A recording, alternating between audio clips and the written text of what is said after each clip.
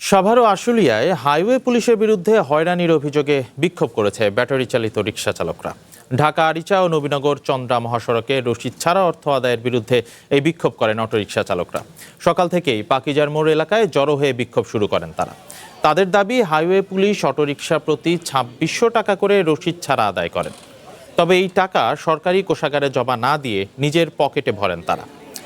অবৈধভাবে অর্থ আদায়ের প্রতিবাদে চালকরা মহাসড়কের উপর রিকশা রেখে যান চলাচল বন্ধ করে দেন। এ সময় ঢাকা আরিচা মহাসড়কের দুই পাশে কয়েক কিলোমিটার জুড়ে দীর্ঘ যানজটের সৃষ্টি হয়।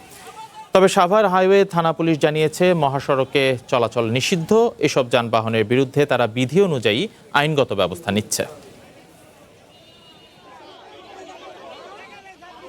২৬০০ টাকা যদি তাহলে আবার আমার গাড়ি চলবে, তাহলে তুই টাকা কি করতেছ? আমার রিসিপ্ট দিতেছ না, কিছু না। ২৬০০ টাকা দাও, গাড়ি ছেড়ে দাও।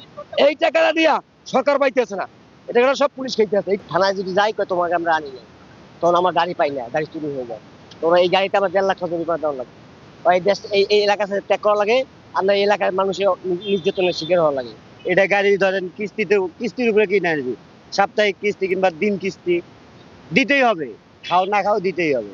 কারণ বাল বাচ্চা নিয়ে কি আমরা রাস্তায় উঠবো? আমাদের একটা দিয়ে দিক, যাতে আমরা এদিক থেকে গাবতলী পর্যন্ত অথবা নবীনগর পর্যন্ত আমাদেরকে একটা দিয়ে দিক। আমরা উল্টা পথে যাবো না, আমরা সিধা পালে গেলে আমাদের গাড়িটা না ধরে। হাইওয়েতে আসা সম্পূর্ণ নিষেধ। আইন ২০১৮ সালের সড়ক পরিবহন আইন অনুযায়ী এবং মহামান্য হাইকোর্টের নির্দেশনা অনুযায়ী সম্পূর্ণই নিষেধ। সেই নিষেধ উপেক্ষা করে তারা প্রতিনিয়ত এই রাস্তায় উঠতেছে এবং প্রতিনিয়ত এদের কারণে যত সড়ক দুর্ঘটনা বৃদ্ধি পাচ্ছে। এর বিরুদ্ধে আমাদের অভিযান অব্যাহত।